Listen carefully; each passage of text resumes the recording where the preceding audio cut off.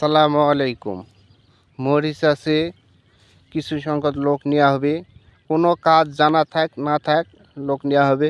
সেটা হলো মাছ কোম্পানি। মাছ প্যাকেজিং করা লাগবে এই কোম্পানিতে। ছেলে এবং মহিলা, কোনো কাজের দক্ষর দরকার নাই। শুধু কোনো দক্ষর দরকার নেই, ছেলে এবং মহিলা। বেতন হবে মরিচ চাষ 18,000 রুপি। মরিচ চাষের 18,000 রুপি। যারা মাছ কোম্পানিতে আসতে চান স্ক্রিনে দেওয়া নাম্বারে যোগাযোগ করবেন। যারা মাছ কোম্পানিতে আসবেন বিনা খরচে, শুধু মেডিকেল খরচে আসবেন। মরিচ চাষে শুধু মেডিকেল খরচে যারা আসবেন মাছ কোম্পানিতে তারা যোগাযোগ করবেন।